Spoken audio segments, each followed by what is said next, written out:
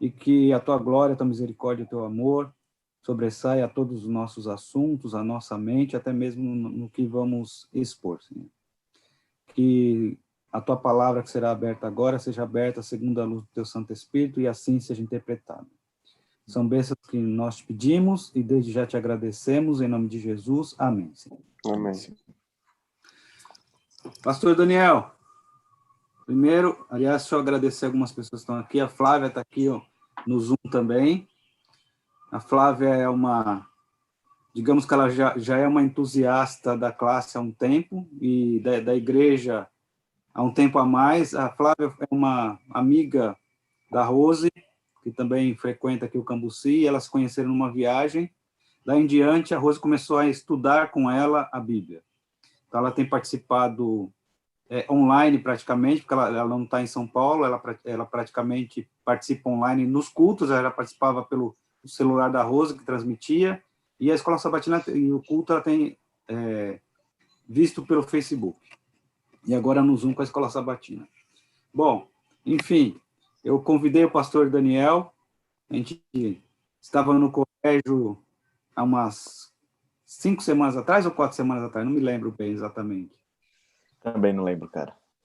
Mas deve E ser a gente mais foi ou menos buscar isso, material umas das 4 crianças. A gente foi buscar material das nossas crianças. E aí a gente falou um pouco sobre esse momento da história. E aí eu convidei para participar conosco da classe e, sobretudo, para partilhar com a gente da mensagem. Vai lá, pastor Daniel. De vez em quando eu vou fazer umas perguntas para você, mas pode fazer a sua introdução. Beleza. Bom dia a todos. É uma alegria, um prazer, né, a gente poder estar junto. Um feliz sábado. Esse dia tão significativo, onde a gente, independente da distância, a gente tem a oportunidade de estarmos aí, né, conectados e partilharmos desses momentos tão significativos, né? A lição dessa semana, ela vem aí complementando uma série de temas relacionados à importância da Bíblia, a forma que nós devemos olhar para ela. É interessante nós observarmos que no momento tão estranho, poderíamos dizer assim, a Bíblia, a lição da escola sabatina, ela vem de encontro a uma necessidade, né? Bem específica. Se a gente for ver, parece que Deus, realmente ele veio preparando a gente para um momento como este. As últimas lições que nós estudamos, ali relacionadas a temas proféticos tão importantes. E aí no momento de confinamento, no momento onde basicamente nós somos levados ou chamados a exercermos, né, esse cristianismo individual, onde eu basicamente com a minha Bíblia, eu e Deus ali tenho que me resolver, né? Eu não tenho a igreja necessariamente ali para suprir uma determinada necessidade, não do jeito que a gente estava acostumado, e aí vem um tema como este, né? Quando a gente pensa em Bíblia, eu acredito que muitas ideias equivocadas são geradas em torno dela, e por criarmos esses determinados pressupostos, a gente acaba tendo essa visão, esse olhar equivocado e às vezes até um tanto limitado com relação à Bíblia. Por isso, uma lição como essa, ela coloca a Bíblia no seu devido lugar, né? Ela nos ajuda a olharmos para ela através de uma perspectiva correta, adequada, através de uma perspectiva onde, de fato, eu corresponda ou alcance ou chegue àquilo que Deus ele se propõe a realmente a transmitir através da Bíblia. Então, acredito que uma lição como essa, ela vem, de alguma maneira, colaborar com isso, né? Agora, eu não sei, Eupídio, como que vocês fazem. Eu tinha separado para a gente desenvolver aqui o nosso estudo, eu tinha separado 3 perguntas. Eu não ia necessariamente me deter naqueles pontos relacionados à arqueologia, né? Que a gente já leu isso durante a semana e a informação está ali. Mas eu ia meio que ir circulando por fora dentro dessa temática, né? Pode ir. E aí, qualquer coisa, você vai fazendo as perguntas aí que você disse que separou, ok? Vai lá.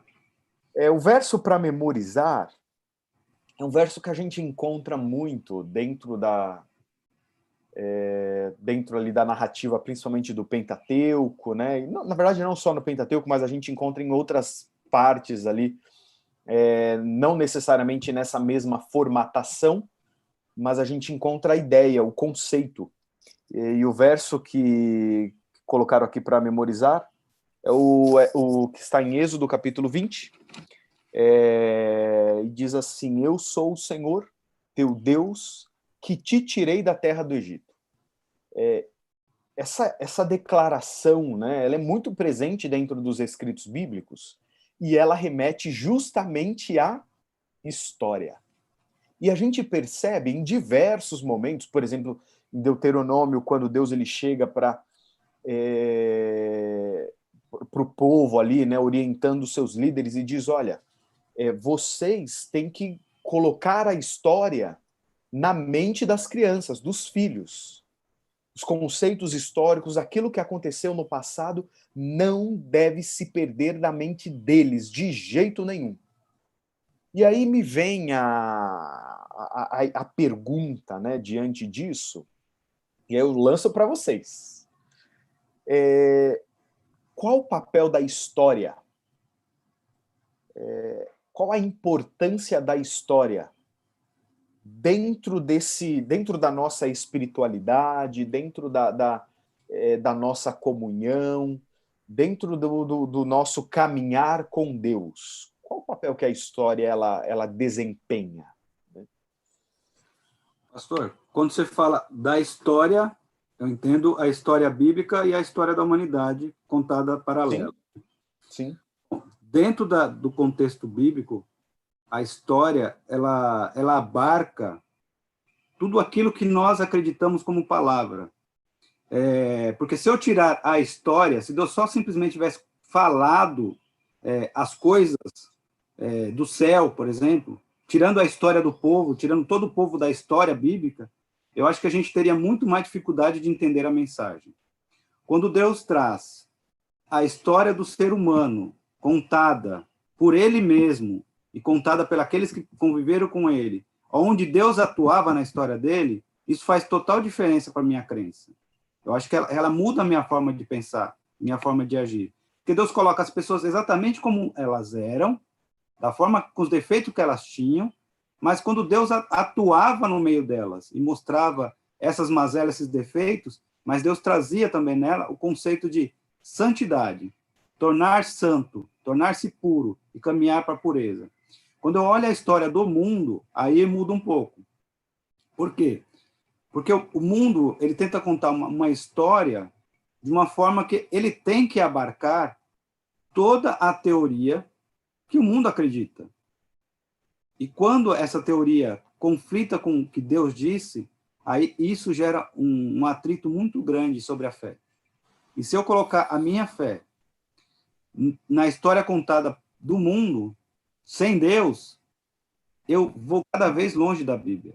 Então aí entra num certo conflito. Então tem que entender a história revelada, a história que o mundo conta e fazer um paralelo. O que eu trago dessa história que o mundo conta, porque é verdade, o que está na palavra, ou o que não está na palavra. Embora seja a história do povo que viveu e não creu na Bíblia, muitos deles acreditavam, a história deles também faz uma diferença para nós. No que eu creio ou no que eu não creio. De que forma eu creio ou de que forma eu não devo crer. Eu acho que isso também faz um paralelo para a gente. Concordo com você, Eupídio. E eu acho que é interessante, assim, é que quando a gente olha para a Bíblia, ela não mascara seus heróis.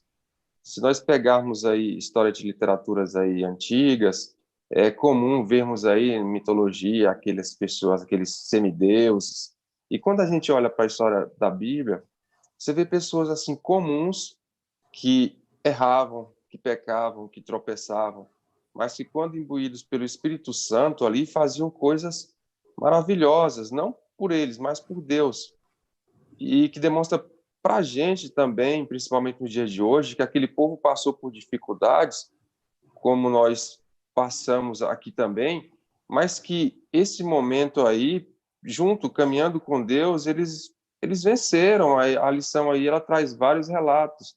Então, traz isso, pessoas comuns que fizeram coisas incomuns quando se deixaram ser influenciadas pelo poder de Deus. Porque se você não vai muito longe, não, vamos pegar as literaturas aí na época de ensino médio, você pega lá, é tudo seres trabalhados, coisas que não existem, mas você vê aqui na Bíblia que são pessoas aqui reais. A Bíblia não mascara lá seus heróis, as pessoas que viveram. Então, traz muito assim para a nossa realidade, para o nosso dia a dia, para aquilo que nós vivemos. Alguns entendem, né, Abimael, que esse aspecto, essa forma, né, de transmissão, né, da Bíblia, de mostrar realmente como a coisa alguns veem até como uma evidência de veracidade, né? Sim. Você não ter essa forma mascarada, né, tão típica da nossa natureza, da nossa intenção de querer ali, de alguma maneira, divinizar algumas coisas. Tem uma coisa interessante, quando a gente olha basicamente para a definição de história, e como o título da lição é a Bíblia como história, eu acho que é interessante a gente definir o que é história. Uhum. Basicamente, entende-se que história é a ciência que estuda as ações do ser humano no decorrer aí, né, da vida, do dia a dia, ou as ações do ser humano no mundo. Nós poderíamos definir assim: a ciência que estuda as ações do ser humano no mundo. Só que eu olho para a Bíblia e eu vejo a Bíblia de uma maneira diferente dessa definição, podemos dizer assim. Eu costumo dizer, e por mais que isso possa soar meio esquisito, mas só soa esquisito, não há nenhuma heresia nisso. Eu costumo dizer que a Bíblia, ela conta a história de Deus. Ou poderíamos dizer, as ações de Deus dentro da história. A gente percebe que a perspectiva muda. No lugar de termos as ações do homem relatadas, né, nós temos as ações de Deus relatadas. Às vezes a gente diz, né, a Bíblia é um manual, a Bíblia é isso, a Bíblia é aquilo outro, e às vezes essas ideias, elas não necessariamente correspondem à proposta da Bíblia. Por mais que realmente nós temos informações que são úteis, são válidas, devem ser replicadas como orientações práticas, né, ou de práticas para a nossa vida. Mas eu percebo que o maior objetivo, talvez, do relato bíblico é apresentar as ações de Deus dentro da história humana. Um dia o caráter de Deus foi questionado e nós, ou melhor, Deus, ele age para evidenciar a nós e, de alguma maneira, para o universo, quem de fato ele é. Né? E a gente pensando nessa questão aí de Bíblia contando a história de Deus, Deus falando, olha, deixe bem nítida a história diante do povo, diante das crianças. Nós poderíamos encarar a Bíblia como um livro histórico? O que vocês acham? A Bíblia deve ser considerada um livro histórico? E aí? Eu acho que a Bíblia, ela é um livro histórico, sim. O que diferencia ela? Ela é um histórico sagrado. Isso diferencia ela como um histórico sagrado. E tem e se a gente for olhar outras literaturas que têm a sua divindade imbuída nessas literaturas, você vai ver que ela diferencia das outras pelo conceito sagrado, porque todas as outras também são históricas. O que diferencia ela? Porque ela é sagrada. O que faz ela sagrada? Aí é que entra no outro detalhe da história sagrada, porque é Deus atuando no meio do povo, se movendo no meio do povo e fazendo com que o povo, dentro da sua própria história, sem tirar nada da história deles, aceite esse Deus que está conduzindo o povo. Uhum. E aí, quem mais? Vai lá, Antônio. Bom dia, Beleza, Antônio. meu irmão? Seu microfone está fechado, Antônio.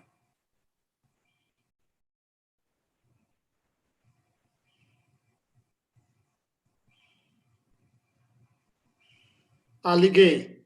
Estão me Aí. ouvindo? Sim. É um prazer estar participando. Deus abençoe a todos. Desculpe aí a falta de experiência, a primeira vez que eu estou participando.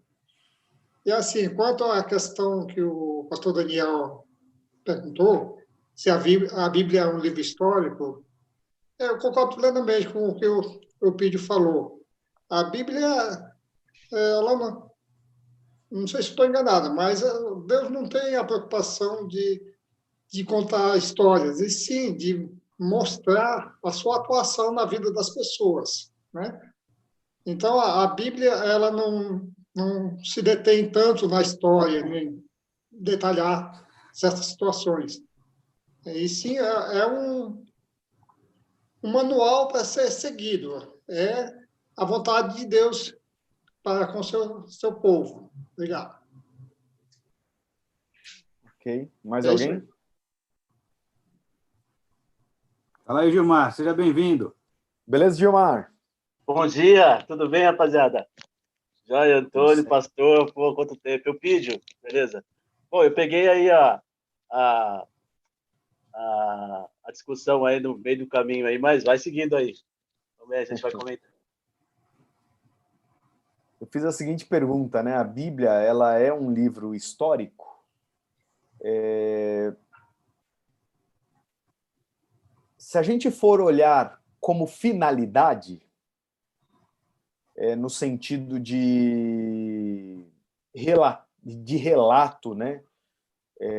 De relato daquilo que aconteceu, principalmente dentro da história humana, a gente percebe que talvez não seja bem assim, né? O que a gente consegue entender que não necessariamente a Bíblia é um livro histórico, mas ela contém história.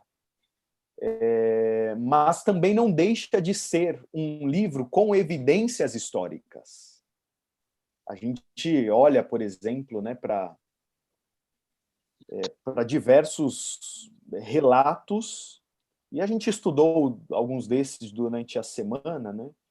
E a gente vê como esses relatos eles têm como eles evidenciam, né, aquilo que realmente a gente percebe, ou a própria ciência arqueológica, da arqueologia, ela acaba, de alguma maneira, demonstrando ali ou comprovando, né? Então a gente vê que a Bíblia ela traz diversos elementos históricos. Porém, olhar com essa perspectiva de que a Bíblia é um livro para demonstrar dentro dessa perspectiva, né, ou definição que eu tinha apresentado antes, que história é a ciência que estuda as ações do homem no mundo, a gente percebe que, na verdade, não é bem assim, por mais que demonstre essas ações humanas. Mas talvez a maior proposta seja mostrar a história de Deus, as ações de Deus. Alguém mandou uma pergunta aqui no privado, dizendo assim, então a história teria como finalidade provar a existência de Deus?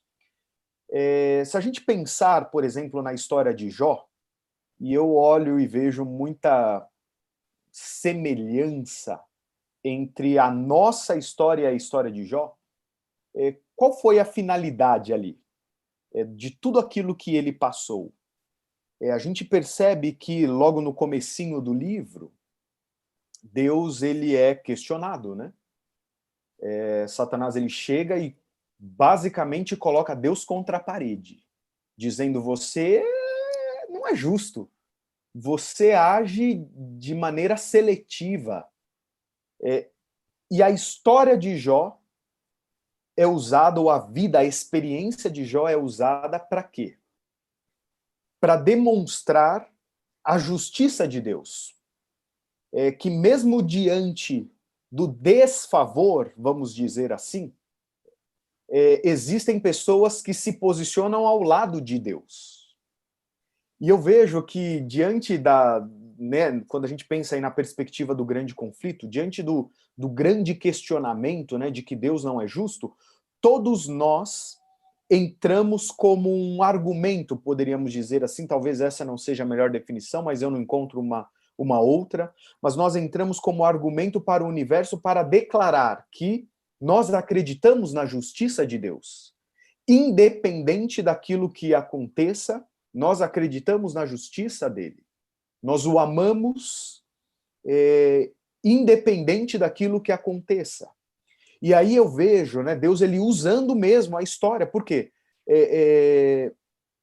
Ele usando a história, o relato histórico, para mostrar o seu caráter, para evidenciar a sua grandeza, para mostrá-lo como aquele que nos cria, para mostrá-lo como aquele que nos mantém, para mostrá-lo como aquele que nos redime, né? Como aquele que nos busca, nos salva. Então eu vejo a história, mas não a história humana, necessariamente como uma fonte para evidenciar as ações de Deus, mas acima de tudo a história que Deus ele deixa para mostrar como ele intervém, como ele atua, para que a gente se posicione e escolha, né, de que lado a gente quer se manter, né, dentro da perspectiva do grande conflito. A gente pensando, né, nessa questão histórica, a gente vê que Deus usa essa ciência, vamos dizer assim, como um ponto a favor dele mesmo, né? Se não fosse assim, e eu não digo que a gente usa a história para provar quem é Deus, mas acima de tudo para mostrar como ele atua em nosso favor.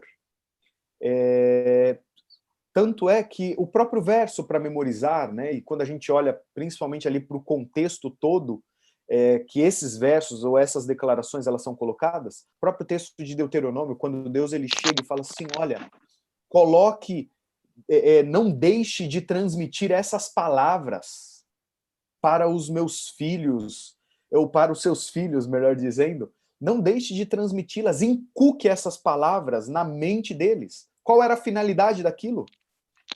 Era para que eles não perdessem a direção que eles deveriam seguir. Então a gente não pode, né, deixar ou descartar a história como um mecanismo que Deus utiliza para nos conduzir até ele, né? Agora, como a gente consegue, de alguma maneira, já que a história é uma ferramenta tão útil, né, para a nossa vida, não diria para evidenciar a Bíblia, mas a gente vê que porque a gente acredita na Bíblia independente da história, mas a gente percebe que a história, ela, de alguma maneira, ela coloca credibilidade, ela tem dado credibilidade para aquilo que a Bíblia utiliza, para aquilo que a Bíblia diz. Eu queria lançar uma outra pergunta. Como a gente consegue evidenciar, a gente está falando muito, né, de que a Bíblia contém história, tal. Como a gente consegue evidenciar a historicidade da Bíblia? Que realmente a Bíblia ela é um livro historicamente, né? A gente fez aí uma definição, uma diferenciação no começo, mas como que a gente evidencia essa historicidade, como a gente evidencia de que a Bíblia, ela, historicamente falando, ela tem a sua credibilidade, ela pode ser tida como um livro que contém muitos elementos históricos importantes para a gente. Como a gente evidencia isso? Posso falar? Vai lá. Por Então, favor. seguindo aquele comentário que foi feito pelo pastor aí, eu fui buscar uma definição de história, para que serve a história, né? E aí a definição que tem lá no Google é muito legal, interessante. Diz assim, olha, para se entender o desenvolvimento da sociedade e dos valores da humanidade, com ela, o historiador constrói e divulga conceitos e ideologias com o intuito de promover uma melhora na vida das pessoas. Tudo a ver com Deus.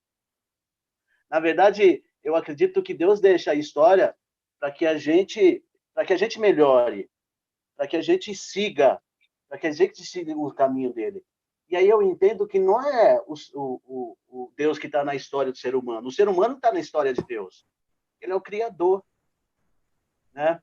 E esse outro ponto essa pergunta que o senhor fez, pastor, me fez lembrar um amigo que eu tinha no trabalho. Não tenho ele. Ele é ateu e ele foi professor de história.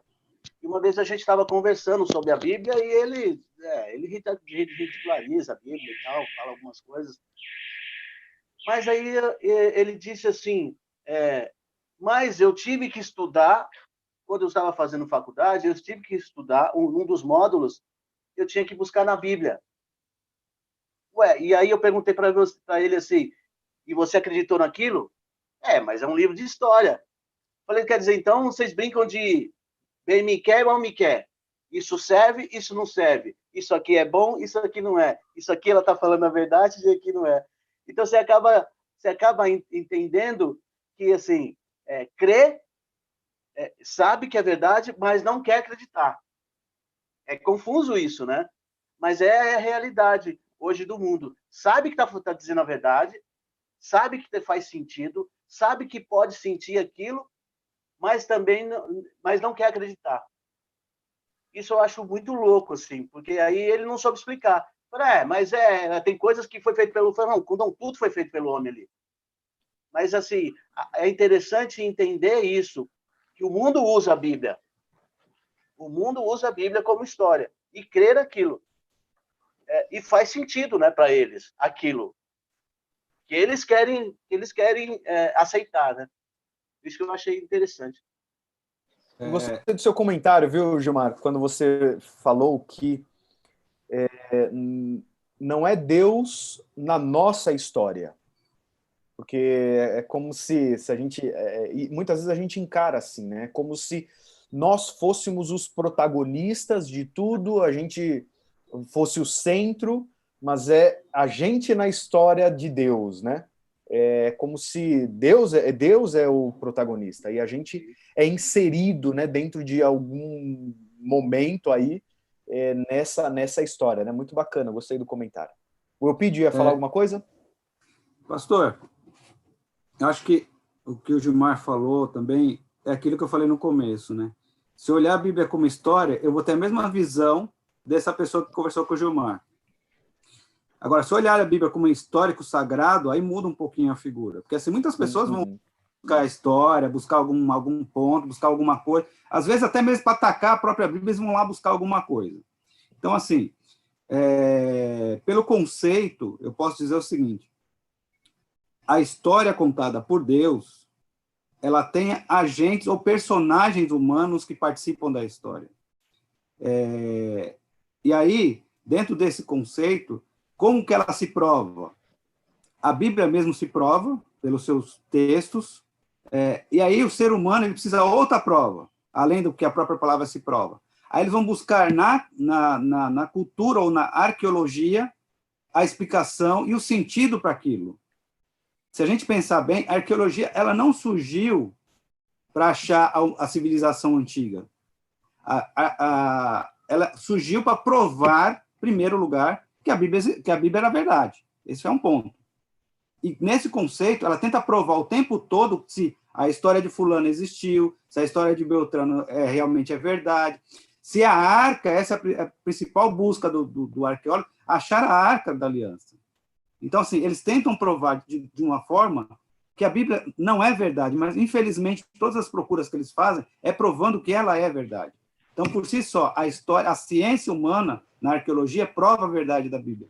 E, ao mesmo tempo, a Bíblia se prova como verdade. Uhum. Uma coisa que eu acho interessante também é que a Bíblia não está preocupada em provar nada para ninguém. A Bíblia não está preocupada em provar nada para nós. A Bíblia está preocupada... Eu acredito assim, a gente vai viajar um pouquinho na intenção de Deus, mas a intenção de Deus é mostrar daquilo que nós somos. A gente não é diferente aqui de Jó, a gente não é diferente de Pedro, a gente não é diferente de Moisés, a gente não é diferente de Abraão, de Isaac. Na verdade, Deus está mostrando isso. E a Bíblia não está... Na verdade, quando eu vi outro dia um comentário, que é isso mesmo, a Bíblia não está interessada em provar nada para nós. Quer buscar, vai buscar. Se você quiser escavar lá, vai buscar, você vai achar, né? Muito bacana. Alguém mais? Você Como a gente comenta, evidencia a historicidade, né? Deixa eu só falar uma coisa. Enquanto o Gilmar falava, eu lembrei de um texto. Você imagina se Deus quisesse provar alguma coisa com o texto. Levanta, preguiçoso, vai ter com a formiga. Complementando aqui bem rapidamente o que o Gilmar falou, o Pedro também, vocês estão comentando, é que, assim, só há uma coisa que Deus quer provar por meio da Bíblia. A sua intenção de salvar o homem. Oi? Não está ouvindo? Não estou vendo. Tá. A Bíblia, ela se preocupa em provar unicamente a intenção de Deus em salvar o pecador. Sim. Ponto final. Sim. Deus, ele nem se preocupa em se provar. A Bíblia começa, no princípio, a terra era sem forma e vazia, e Deus começou a criar. Ponto final. Então, as histórias contidas na Bíblia apenas demonstram como Deus age para interagir com o homem, para buscar o homem, para salvar o homem. E, como já foi bem pontuado, a arqueologia, os relatos de outras culturas apenas demonstram que os nomes citados na Bíblia, que os relatos históricos da Bíblia são verdadeiros, são verídicos. Então, se a historicidade da Bíblia ela está sendo comprovada a cada instante, então por que eu não vou crer no Deus que está agindo nessa história? Muito interessante, pastor. Você citou algo que eu ia mencionar, aquilo que está fora da Bíblia, o extra-bíblico. Talvez alguns possam se lembrar de uma apresentação que eu fiz num sábado à tarde, na igreja do Cambuci, há alguns anos atrás, sobre... o título da minha apresentação era O Gênesis antes do Gênesis. Como a gente, e aí a história, né, de alguma maneira ela comprova isso, ou a ciência, né, comprova isso, como a gente encontra, por exemplo, evidências na escrita chinesa daquilo que o Gênesis diz. Não sei se vocês lembram, né? Os ideogramas ali, a forma como esses escritos, né, eles foram constituídos, que de alguma maneira esses escritos eles trazem ali, eles têm a sua simbologia, eles apontam para o livro de Gênesis, a criação, o relacionamento do ser humano com Deus, a própria queda. O mais interessante disso tudo é que entende-se que essa forma de escrita, digamos assim, ela foi estabelecida ou criada 700 anos aproximadamente antes do livro de Gênesis ter sido escrito. Ou seja, 700 anos antes do livro de Gênesis ser escrito, a gente já tinha evidências daquilo que o Gênesis diz. E a gente vê em outras culturas, né, fora da Bíblia, essas mesmas evidências que apontam para aquilo que o relato bíblico diz. Isso vem mostrando cada vez mais, e é de fato assim, que a Bíblia, historicamente falando, ela é um livro confiável, né? Eu lembro quando eu estava... bom, eu vou entrar nesse ponto daqui a pouquinho, mas a gente percebe, né, o quão extraordinário isso é diante desse contexto onde a gente vive, onde cada vez mais as pessoas querem lançar dúvida, né, com relação à veracidade ou até mesmo à historicidade da Bíblia, mas a gente percebe, assim como foi comentado, que parece que cada vez mais acontece o contrário, né? Querem lançar dúvida, mas lançam ou jogam credibilidade em cima do relato bíblico, né? Diante disso tudo, a gente olhando ali para a Bíblia como um livro que tem a parte histórica confiável, a arqueologia ela demonstra, né, isso e coloca cada vez mais credibilidade ali naquilo que é aquilo que foi aquilo que já tinha credibilidade. Agora, e a parte sobrenatural da Bíblia? Como se evidencia isso? A gente vai lá, encontra uma determinada... A Bíblia fala de uma determinada cidade, fala de uma determinada pessoa, durante muito tempo acredita-se que aquilo está errado. Por exemplo, a gente tem ali a história de Daniel, né, que dizia, não, Nabucodonosor, esse cara aí nunca existiu, não, Nabonido, não, Beltesazar, o rei Davi, esses outros aí, tem um monte de gente que acreditava-se até um determinado tempo atrás que não se existia, que a Bíblia estava totalmente equivocada. Esse povo aí, não, isso daí nunca existiu. Não existe nem evidência aí do povo de Israel direito. Só que aí vem, encontra-se lá uma pedrinha, vamos dizer assim, um negocinho desse tamanho, que traz lá o nome do fulano, do beltrano, da cidade, do cicrano, e aí toda aquela teoria que foi formulada antes é jogada por terra. Mas e a parte sobrenatural? Como que a gente evidencia essa historicidade da parte sobrenatural que nós temos na Bíblia? O irmão Antônio levantou a mão querendo falar. Abre o microfone, Antônio.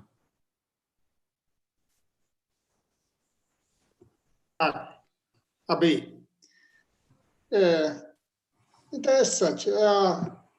A história é importante, a historicidade da Bíblia é importante, a arqueologia é importante, isso ajuda muito, né? Mas uma coisa é certa, o mundo, eles precisam primeiro ver para crer. Os cristãos é o contrário, eles creem para depois ver, né? Então, mas eu acho que o importante mesmo, na verdade, é a fé, né? Lógico, como eu já falei, são importantes, a história, a arqueologia são importantes, mas o importante é a tua fé. É você mesmo, você não vendo, mas você, através da tua fé, do que você estuda a Bíblia, de Deus revelou, é isso que é mais importante, entendeu? Obrigado. Antônio, só complementando o que você disse, se a gente pegar o relato bíblico e as pessoas bíblicas, cada uma delas criam de alguma forma, tá? O que eu quero dizer cria de alguma forma? Eles tinham alguns pontos para que eles pudessem entender a mensagem. Se você pegar os discípulos, por exemplo, os 12, cada um cria de uma forma. Eles não criam totalmente iguais. Tanto que Tomé é o diferenciado, ele quer ver marca, ele quer ver coisa, para ele poder crer. Então, assim, o relato bíblico ele está lá, e muitas pessoas têm dificuldade mesmo com o relato bíblico. Então, ela precisa do algo mais, para provar se realmente ela tá crendo na verdade. Enquanto você falava, eu estava lembrando de uma história real, verdadeira, Se você pegar Golias, um homem de aproximadamente quase 3 metros de altura, que sua armadura quase pesava mais do que eu, tudo que ele tinha como arma pesava quase mais do que eu, para um rapaz, um jovem pequeno, que portava um cajado, uma vara para espantar animais, que tinha uma funda e 5 pedrinhas e uma bolsinha para colocar 5 pedrinhas para lutar contra esse gigante. Só que por trás dele tinha um sobrenatural, que é o que ele acreditava, que era Deus. E aí você consegue pensar o seguinte: que Deus é esse? Se você olhar histórico, você vai pegar o histórico de Golias. Golias, desde a sua mocidade, já lutava em guerra. Davi não lutava em guerra. Davi cuidava dos cordeirinhos, das ovelhinhas dele. E se você pegar o histórico dos dois, você vai falar assim: meu, o que esse cara tem? De uma vez eu matei um leão, peguei ele pela barba e matei um leão. E depois matei um urso. O outro matou gente há muito tempo atrás. Então, se você pegar o histórico dos dois, você vai falar assim: com certeza Davi se perdeu e apanhou e morreu. E quem fez a provocação da morte foi o próprio Golias. Então, se você olhar o histórico dos dois, você vai falar assim: não dá. Agora, tem pessoas que não vão acreditar nisso. O cara fala: isso é uma historinha. Você já não acredita na palavra, não acredita que essas pessoas existiram, imagina se vocês vão acreditar que isso aconteceu. Então, você pega o direto. Então, vai para o que eles acreditam agora. Quem disse para o menino ir lá no lugar ermo, tacar uma pedra, e essa pedra bater num vaso e achar um monte de relatos bíblicos, livros bíblicos que foram copiados? Quem disse para ele fazer isso? E quantas pessoas viveram antes dele e não acharam isso? Então, aí que vem o sobrenatural. Isso que faz a diferença. É que não é a visão do homem, é Deus deixando ser revelado tudo aquilo que ele disse, ser provado para o ser humano, que ele faz parte da história, no sentido que eu estou contando a minha história e você vai participar dela. Ponto. Muito bom. Alguém mais? Na verdade, eu vou nessa linha do Eupídio e do Antônio, da questão da fé, mas assim, não uma fé barata, sabe? Mas aquilo que acontece na Bíblia e que você sente na sua vida. Eu acho que esse é o grande, esse é a grande ferramenta da Bíblia. É quando você passa por alguma situação e você sabe que você já viu isso na história, você já viu essa ação e você reconhece que aí é o poder de Deus. Isso é o sobrenatural que a gente não vai poder explicar, a gente não vai poder provar, né, cientificamente, mas a gente reconhece. E eu acho que é isso que que nos motiva a estudar a Bíblia. Porque assim, quando a gente fala assim, quando a gente fica colocando historinha de sermão, porque Jesus andou pelo mar da Galileia e tal, não sei o quê. Mas quando você passa por alguma situação e que você entende que só esse sobrenatural, isso que você estudou na Bíblia, faz diferença na tua vida. E faz sentido, né? Porque tem que fazer sentido, gente. Não adianta a gente estar na igreja ouvindo isso se não faz sentido. A gente não adianta a gente, porque Jesus curou o cego, mas faz sentido na tua vida? Você já viu coisas dessa maneira? Então, para nós, assim, a gente que estuda e que a gente vê algumas nuances, porque eu acredito que tem muita gente, igual esse amigo meu, ele estudou a Bíblia naquilo que era interessante para ele. Então, aquilo ele acreditava, mas no restante das coisas, não. Então, de repente, não fazia sentido para ele mesmo. Mas quando a gente percebe, quando a gente vê na Bíblia aquilo que a gente passa, não tem como desacreditar, né? Só acrescentando, desculpa, essa Imagina. parte, né? Eu acho que o que chama mais atenção assim da parte sobrenatural da Bíblia é a capacidade dela, que nenhum outro livro aqui na Terra tem, que é a capacidade de transformar vidas. Quando você estuda a Bíblia, lê a palavra de Deus, você não é mais a mesma pessoa. Você muda.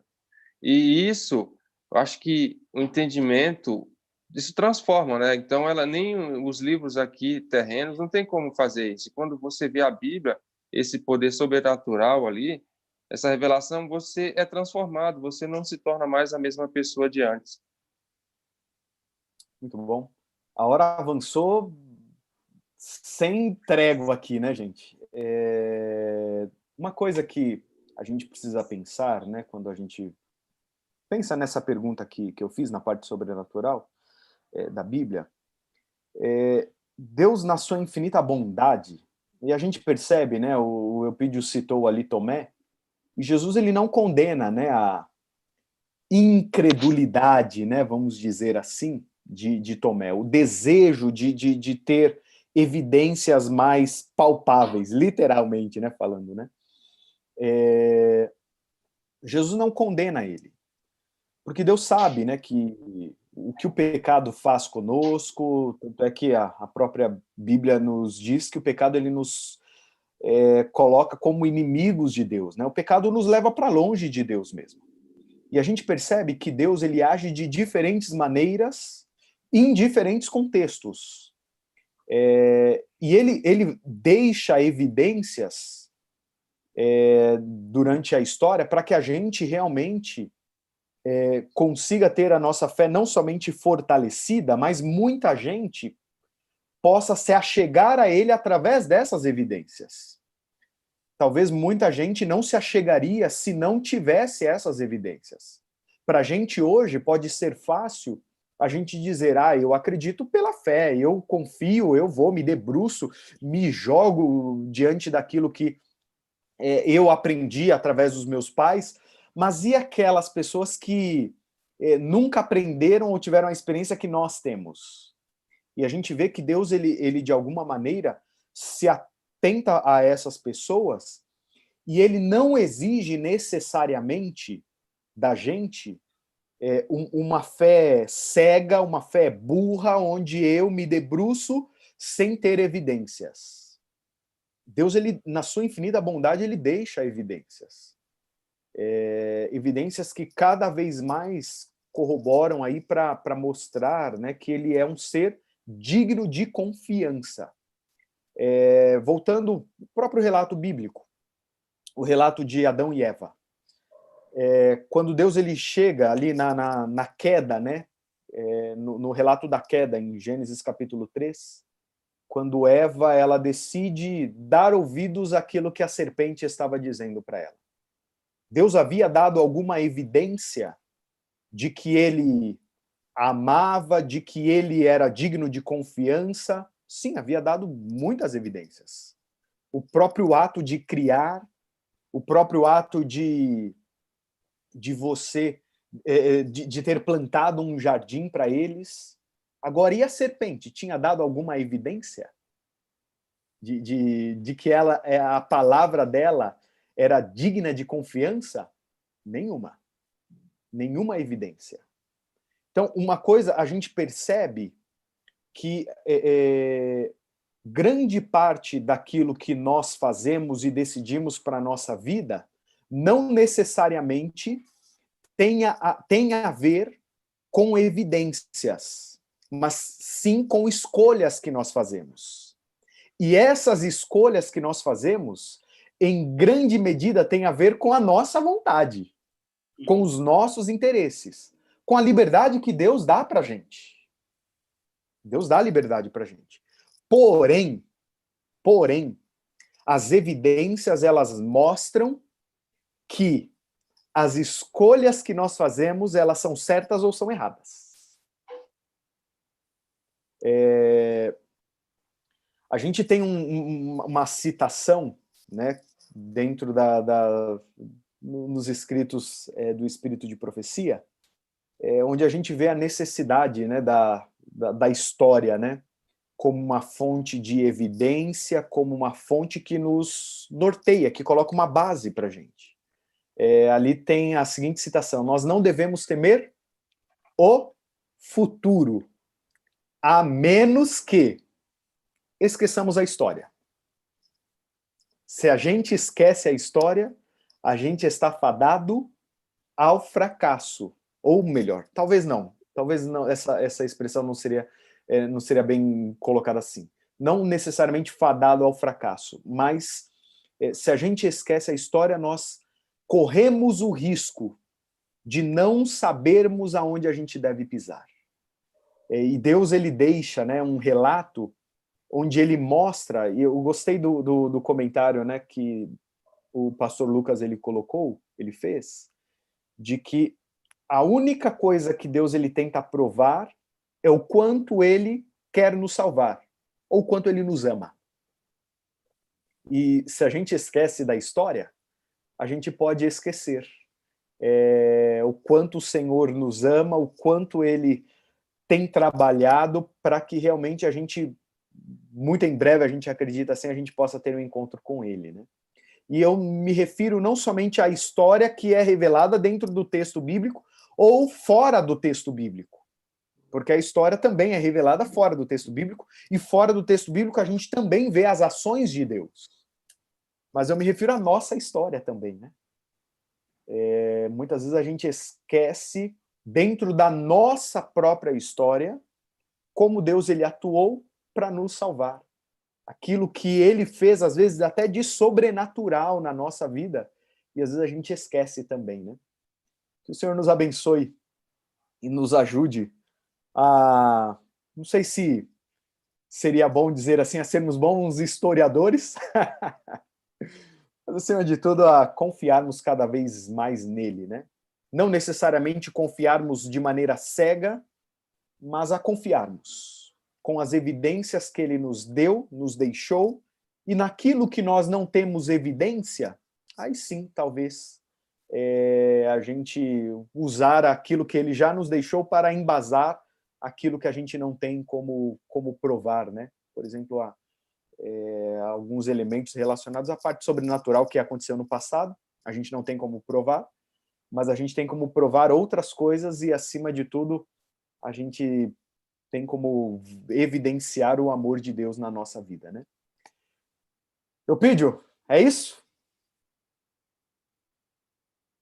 Tá com áudio... Tá sem áudio, Eupídio. Agora foi minha vez. Viu, Antônio? Obrigado. Eu agradeço, gente, a oportunidade, mas eu preciso desconectar que eu vou para outro lado agora. Eu estava só de olho no tempo. Obrigado, viu? Deus te abençoe. Posso desconectar aqui? Fica gente, valeu. Foi muito, Pastor, muito bom te bom ver. revê-lo.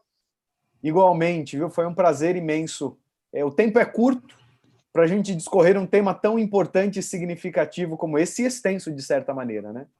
Mas acredito que a gente abarcou ali, a gente meio que rodeou ali aquilo que a Bíblia, ou melhor, aquilo que a lição mencionou, e de alguma maneira a gente falou ali dos pontos mais importantes, né? Valeu, gente. Deus abençoe grandemente. Valeu. Você também. Falou, boa classe lá. Valeu. Tchau. Pastor Lucas, encerra para a gente o coração e já vai para o culto. Então, vamos orar nesse momento, né, agradecendo a Deus por essa oportunidade, um estudo muito bom, né? De fato, o tempo não ajuda, mas a esperança nossa é que lá no céu a gente vai ter tempo ilimitado. Então, vamos continuar perseverantes para encontrarmos com Cristo e conversar face a face com Ele. Então, vamos orar agora, agradecendo por esse momento e assim darmos continuidade ao nosso culto. Oremos. Pai amado Senhor, somos gratos a Ti pelo Teu amor e pela forma como o Senhor se relaciona com a humanidade por meio da história. Nós percebemos, ó Pai, que o Senhor já nos concede o suficiente para termos uma fé sólida, uma fé racional, uma fé que enxerga o Senhor agindo em nossa vida, o que proporciona a certeza de que aquilo que nós não conhecemos ainda, aquilo que os nossos olhos não enxergaram, irá se concretizar.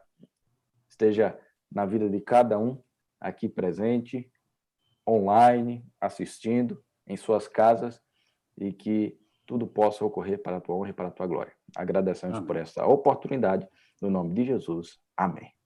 Amém. Obrigado a todos. Sábado que vem temos mais. Eupídio, dá para fazer só um comentário rapidinho? Vai lá. Sim. É sobre a última fala do Gilmar. ele falou um negócio que eu achei muito interessante, é fazer sentido. Você sabe que hoje eu assisti o culto na Novo Tempo, que é transmitido lá da cidade de Curitiba, e é uma igreja linda, né? E ali, contemplando aquela igreja muito bonita, os cantores, e o pastor, a pregação lá, tudo muito bonito. Aí eu, refletindo sobre isso, falei, não, ótimo, que bom, mas o mais importante é tudo isso fazer sentido na vida da gente, né, Gilmar? Fazer sentido. O mais importante é você não ficar olhando para a igreja, não ficar olhando para as pessoas, e sim olhando para Jesus. Entendeu? Jesus é que realmente faz sentido na vida da gente. Deus abençoe a todos. Exatamente Obrigado. isso. Amém. Vai lá, Gilmar, desligar lá o leite. Você saiu correndo para desligar o leite? Rapaz, eu vou tomar café mesmo. Vocês atrapalharam meu café da manhã. Meu. Isso não é bíblico, hein? Tchau, tchau. Tchau pra vocês, gente. Fica com Tchau. Deus aí. Fica com Deus. Tchau.